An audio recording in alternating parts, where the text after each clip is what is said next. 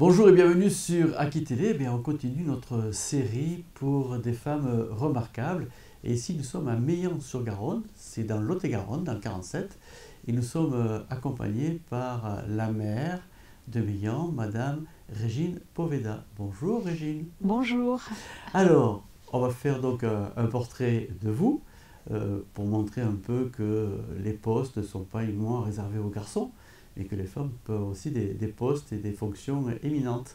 Alors, qui êtes-vous? Qui était Régine? Alors, Régine, c'est une petite fille qui a grandi à Montastruc, en Lot-et-Garonne, au plein cœur du Lot-et-Garonne, qui est née à Villeneuve-sur-Lot, il y a quelques années de ça, et surtout qui est une petite fille d'immigrés, à la fois italiens et bretons, qui se sont retrouvés donc sur Sèche et puis sur Montastruc. Et j'en suis vraiment très très fière de montrer que cette immigration, elle a permis à des gens, tellement de personnes de pouvoir s'accomplir et puis apporter ce que la France nous donne, nous a donné, mais surtout avec cet esprit d'ouverture et d'accueil tellement important. Je fais juste une petite diversion à ce sujet. Aujourd'hui, on vit des choses tellement éprouvantes, difficiles à entendre, surtout par des soi-disant maîtres du monde, qui me font très très mal dans ma chair. Quand je vois des gens qui ont été accueillis par la France, qui ont été accompagnés, qui ont pu justement évoluer, qui aujourd'hui se trouvent dans des situations à refuser l'autre, à mettre en place des actions qui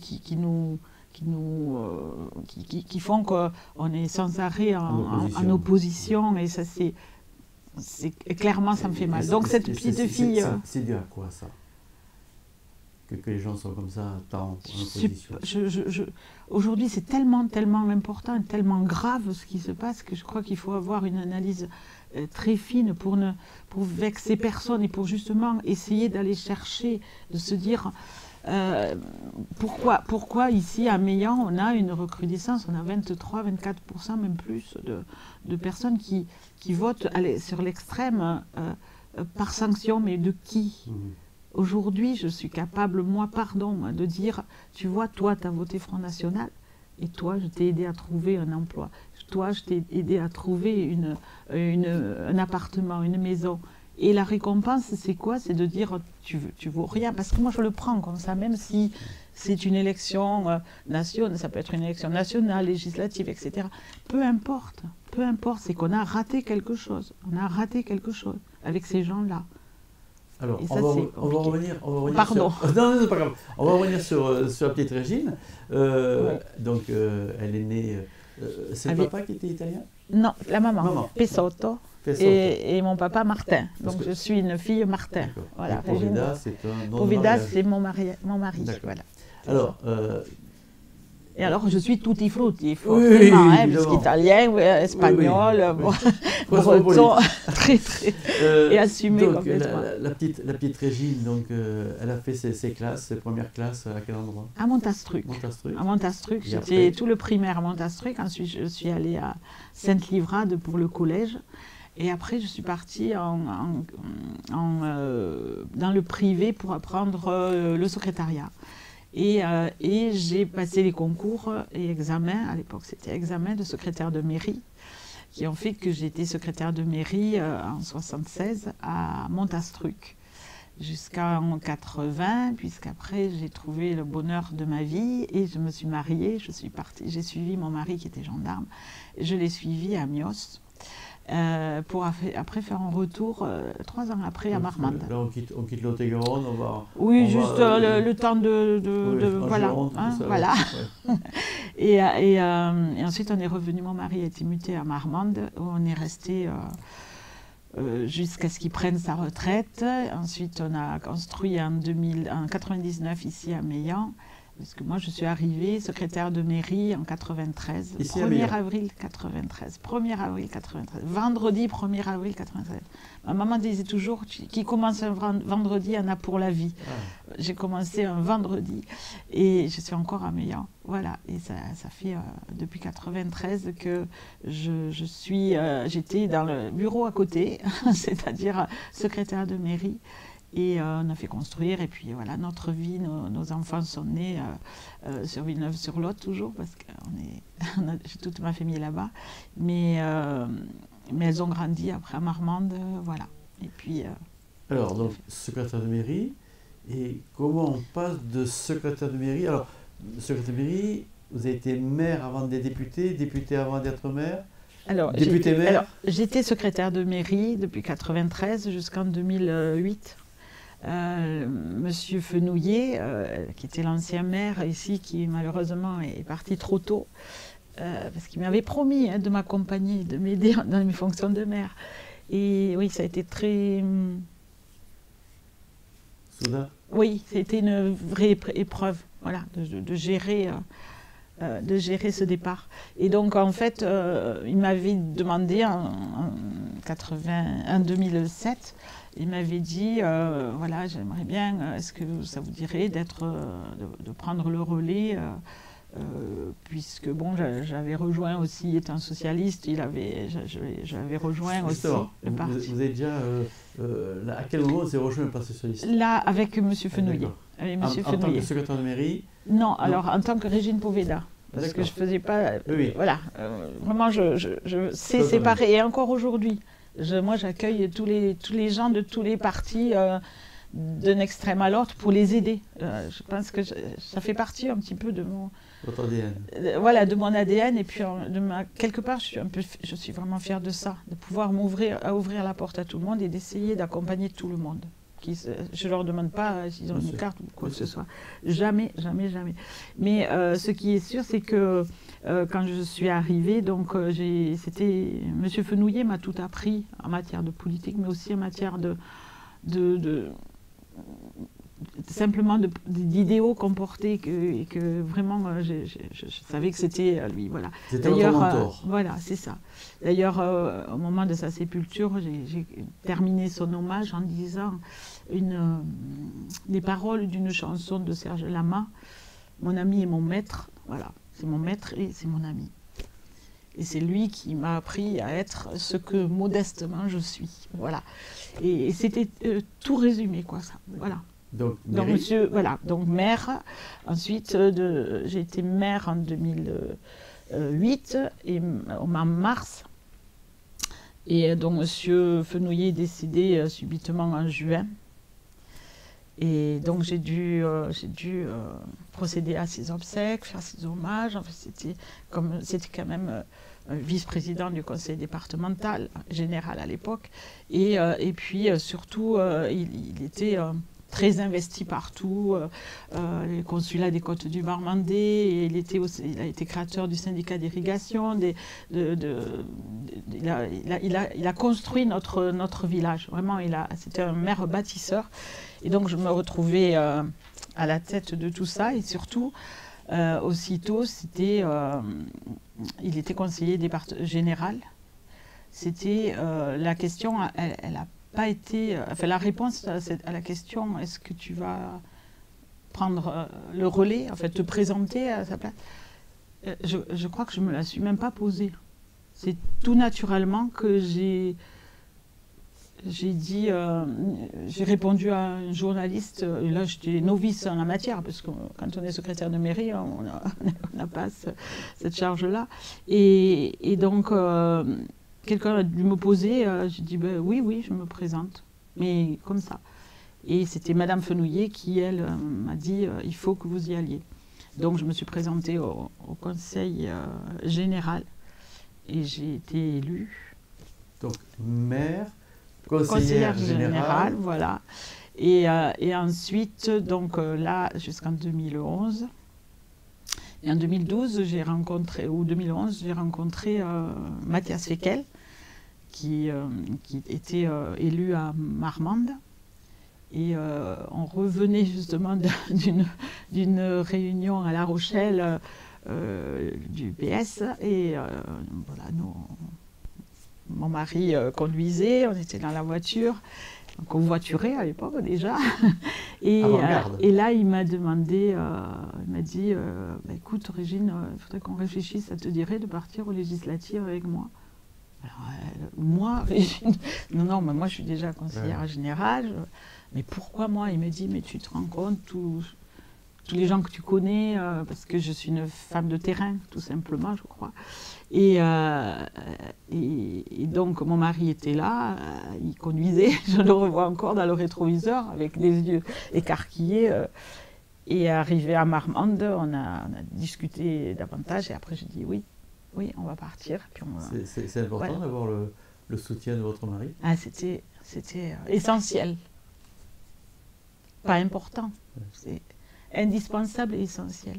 Et donc tout ça, c'est toujours la continuité d'être proche de ses proches, quelque part, de ses concitoyens, d'apporter quelque chose. Mais alors, voilà, moi, ce n'était pas pour me servir, absolument pas, c'était pour aider Mathias à être élu. Et puis, chaque chose que j'ai fait, je crois que je l'ai faite avec ça, avec servir les autres et jamais se servir. Donc là, avec lui, vous étiez donc colistière.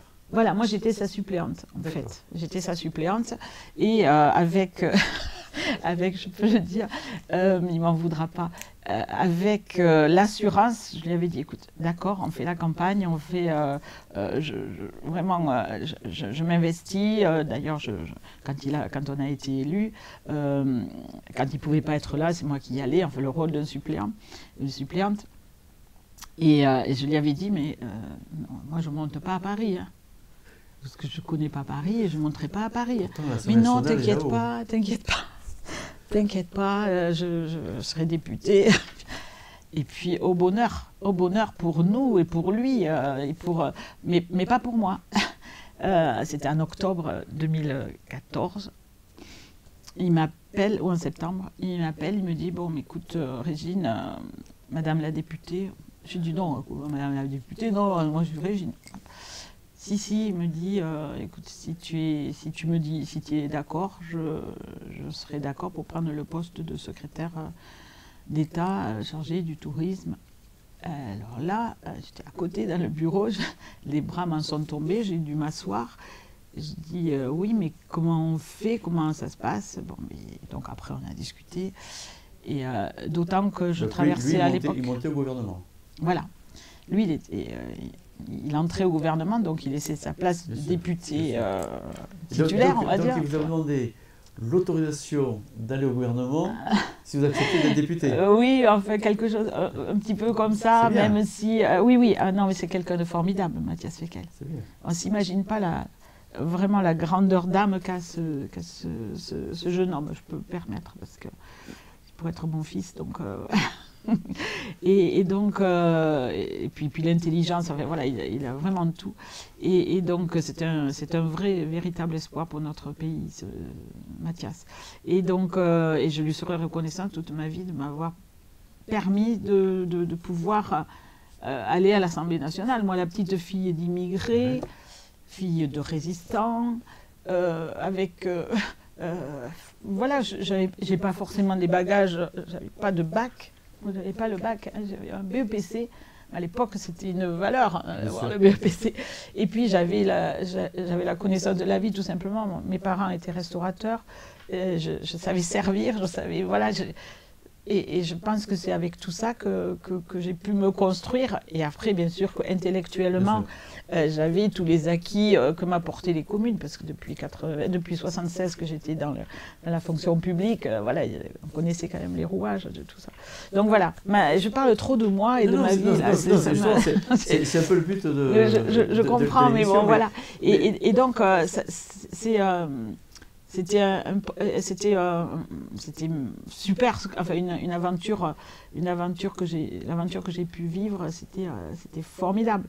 Et j'étais tellement novice à Paris que la première fois j'y suis allée avec Tariq, qui a été mon attaché parlementaire, et il y avait Léa aussi. Et la première fois je vais avec, donc je le vois un peu fonctionner sur la gare, parce que moi la gare à Montparnasse, Je connais celle de Marmande, mais pas à peine. Bon, bref. Et puis, la fois d'après, j'y vais toute seule, forcément. Et là, je me dis, mais comment on fait pour appeler un taxi? Eh bien, je me suis dit, je vais faire comme à la télé. Donc, je lève le bras, taxi. Alors, il y a un très gentil taxi qui s'arrête et me dit, Madame, il faut que vous alliez à la station. Vous voyez, comme j'étais novice. Et après, voilà, après on s'apprend, on apprend. Alors, et voilà. Qu'est-ce qui a été le plus dur dans votre fonction de maire et de député? Alors, de maire, on en parle un peu après. Le plus dur, alors c'est pas forcément le plus dur, mais quand on est député, en plus on était député, moi j'étais député de la majorité, on est dans un groupe, on échange beaucoup, mais quand on arrive après coup, puisque bon, Mathias remplaçait un secrétaire d'État à l'époque, donc ça faisait 2 ans que Mathias était député, enfin pas Mathias, oui, si, il était député, mais pas secrétaire d'État encore. Donc, il avait déjà les rouages, ils se connaissaient entre eux. Mais nous, quand on est arrivé à 3 députés en même temps. Un de la Somme, et puis un de Haute-Garonne, qui est devenu un ami très très proche, Joël Aviragné. Et on était tous les 3 là, un petit peu, en arrivant au milieu de nulle part, quelque part, parce que tous se connaissaient, avaient fait les commissions, etc. C'était un peu la rentrée des classes. Exactement, en retard, mais vraiment. Et donc, voilà, on a pu trouver notre petite place dans la commission. Moi, j'étais à la commission éducation. Et j'ai eu le bonheur et la chance de rencontrer le fils de Bourville, qui était, lui, député aussi, avec qui j'ai pu échanger. Ça fait partie des grandes et belles rencontres, Dominique. Voilà. Et après, ce qui était le plus difficile, oui, c'est ça, ça a été de trouver un petit peu notre place. Et après, c'est entrer dans le move, on va dire. Hein, voilà. Alors là, l'émission que l'on fait, nous, c'est justement pour montrer aux jeunes filles que tout n'est pas réservé aux garçons. Qu'est-ce qui fait que vous êtes différente d'un garçon dans votre action? Est-ce que vous auriez fait la même chose si vous étiez un garçon? On m'aurait peut-être écouté davantage si j'étais un garçon. Le problème il est actuel encore. Hein, c'est parce qu'on a mis de la parité. Alors, je vais vous choquer. Il a fallu une loi pour reconnaître que les femmes existent, qu'elles ont un cerveau, qu'il y a de l'intelligence, qu'il y a de la compétence. Il a fallu une loi pour ça. Mais vous vous rendez compte? Comme c'est grave de se dire qu'il faut une loi pour dire maintenant il faut un homme et une femme. Et si vous n'avez pas un homme et une femme, que l'un ou l'autre soit capable ou incapable, mais il faut un homme et une femme. On ne s'est pas posé la question qu'il y avait des hommes qui peut-être n'étaient pas capables de tenir ce rôle-là. Il a fallu cette loi. Donc, encore merci à celles qui ont porté cette loi. Mais derrière, je trouve que c'est quand même rageant de se dire ben oui, le quota par obligation. Le quota par obligation, c'est quand même rageant, voilà, aujourd'hui. Et on en est là aujourd'hui aussi. Si on n'avait pas cette loi pour la parité, si on n'avait pas ces quotas-là, on n'aurait pas un homme, une femme, ou même 2 femmes, un homme, ou 2 hommes, une femme. Pourquoi pas? Moi, ça ne me dérange pas, mais de nous contraindre à ça, je trouve qu'on a un gros combat à mener encore, parce que la contrainte, elle est de tous les jours. On n'a pas la même voix, on n'a pas la même portance de voix. Rien que ça. Combien de fois, et moi je le vois dans une assemblée que connaît bien maintenant à Val-de-Garonne par exemple, quand on lève le bras, il faut qu'on soit plus... Toujours s'imposer. Plus dans les positions, parce que voilà, on n'a pas la même écoute des hommes entre eux, oui. Et puis bon, il y a aussi ces hommes qui, chaque fois, vous dites, écoute, je t'explique, moi je sais mieux que toi. C'est rabaissant, voilà. Et ça, les filles, là-dessus, il faut se battre et continuer à se battre. Parce qu'on le peut, et puis parce qu'on le vaut bien. Ça me rappelle une pub, ça. Mais donc, c'est vrai. Aujourd'hui, vous battez encore ou c'est un peu un acquis pour vous maintenant? Quand Régine Poveda se met quelque part, est-ce Elle est reconnue, elle s'impose d'elle-même? Non, non, non, non, et je ne veux pas m'imposer comme ça. Parce que je trouve que c'est désobligeant et condescendant pour les autres. Non, moi je travaille, et mon travail, ce qui fait mal, c'est quand il n'est pas reconnu, qu'il est récupéré par... non, enfin, peu importe, je m'en fiche. Après, si c'est une bonne idée, moi ça me va très très bien. Mais il faut arrêter. L'autorité par l'exemple. Oui, voilà, se dire ça. Vous savez, aujourd'hui, alors c'est des fonctions, hein, je suis aussi vice-présidente de l'association des maires de Lot-et-Garonne. Voilà. Je veux dire, voilà. Plein de casquettes? Non, mais c'est justement pas plein de casquettes, je crois qu'elle se jumelle. Mais je veux dire, les garçons, ils aiment bien être entre eux. Ils discutent beaucoup entre eux, ils se font... Et dès lors qu'on se met, nous, un petit peu, soit à les contrecarrer, ou soit à discuter ensemble, ils n'ont plus le même regard. Ils n'ont plus la même écoute. Vous ferez le test vous-même. Vous allez dans une assemblée, peu importe, au moment des rencontres, ou alors avant ou après, vous verrez comment les hommes se mettent en cercle et ferment tout le cercle. Et ils restent là. Et essayez en tant que femme d'aller dans le cercle, vous n'y arrivez pas. Donc il faut qu'on les pousse. Ou alors, moi, comme je suis d'un naturel un peu jovial, malgré les épreuves de la vie, voilà, je le prends un peu à la dérision, mais quand même. Ouais. C'est toujours s'imposer, toujours. Voilà. Et ça, c'est une épreuve difficile pour les femmes, parce qu'on est très humbles, les femmes. Et en disant ça, ça ne me fait pas passer pour quelqu'un de humble, mais je vous assure qu'on est vraiment dans l'humilité. On bosse. Et comment faire justement pour dire aux filles, bon, les filles, allez, il faut y aller? Mais il faut y aller, tout simplement. Écoutez, encore dernièrement, là, je reçois un message, voilà, oui, qu'est-ce que tu en penses, je voudrais... Mais je dis, mais fonce, vas-y. Mais bien sûr, si tu veux être... Et fais-le assez tôt. Positionne-toi assez tôt. Parce que dans le milieu politique, c'est un milieu d'hommes. Hein. Ouais. Et ça n'a pas changé. Hein.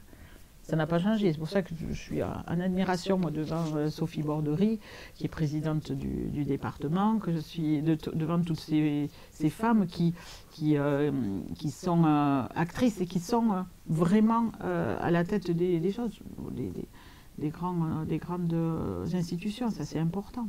Ouais. Qu'est-ce que vous avez apporté, vous, à la condition féminine? Je ne sais pas. Qu'est-ce qui a changé ici à la mairie ou à la députation? Qu'est-ce qui a fait changer les lignes? Je ne sais pas si on arrive à les faire bouger comme ça. Je ne sais pas. Franchement, je ne sais pas. Parce que les hommes restent toujours très dans la volonté de domination. Et ça, c'est pas bon du tout. Et au niveau politique, hein, je parle, oui. Au niveau politique, c'est... Dans la vie civile, c'est un peu pareil. Oui, un petit peu. Parce que dans les entreprises, il y a beaucoup de garçons qui sont chefs d'entreprise, peu de femmes. C'est ça. Ouais, c'est ça. Donc c'est compliqué, quoi. Oui. Est-ce que c'est parce qu'elles n'ont pas la volonté d'y aller? Non, je crois que les mecs, ils ont peur de nous. Ouais. Allez, je me fais plaisir. Je crois que les hommes ont peur des femmes, parce que quand elles ont un morceau, elles ne le lâchent pas. Parce que c'est vrai qu'on dit toujours qu'on vit dans un système patriarcal, c'est pas vrai. On vit dans un système matriarcal. Mais est-ce que c'est pas qui c'est qui tient les comptes à la maison? Qui c'est qui fait la vaisselle? Qui c'est qui, déjà, la première des choses, qui enfante? Oui. Voilà. Qui est tout ça? Et puis après, et je crois que ces hommes qui ont peur, ces peureux, ils en ont tellement peur que vous voyez ce qui se passe. On en arrive à les assassiner. Parce qu'on ne les domine pas assez. Parce qu'on veut être dans... Enfin, ils veulent être dans des esprits des actions de domination. Si je veux être aussi un peu provoquant, est-ce que ce n'est pas un peu la faute des femmes? Parce que les femmes, elles enfantent, elles allaitent les enfants, elles s'en occupent au bas âge. Elles pourraient très bien instiller un petit virus pour dire « fiston, respecte les filles ». Mais je crois que ça se fait. Ça se fait, mais ça doit être fait dans la durée. Il y a un film qui va sortir, qui est sorti dernièrement, là, avec Vincent Lindon, sur la façon dont il a élevé son fils. et dont il a vu son fils vriller complètement parce qu'il a eu des rencontres qui l'ont détruit et qui ont détruit tout le système familial. Vous voyez, et je pense qu'il faut être attentive à pour la petite histoire, ce film-là, oui. c'est donc l'enfant de Vincent Lindon qui, aidé par des amis, passe sur l'extrême droite. Là, mais très acteur de tout ça, en fait. Et ça a démoli le papa. Et de la même façon, je crois que les mamans, elles doivent être aussi démolies quand elles voient que leurs enfants se conduisent mal, quoi. Et c'est vrai que c'est une cause que je soutiens. Là, et en ce moment, j'ai une pensée vraiment pour la famille de Laura qui aujourd'hui, et puis surtout des camarades, des copines qui sont parties civiles comme Annick Cornagère qui fait un travail exceptionnel pour soutenir ces femmes qui sont dans la souffrance et qui sont battues, et puis plus que les femmes, hein, enfin voilà, et ça, oui, ça fait une partie des causes qui vous est cher. Voilà, tout à fait, que je soutiens, et voilà.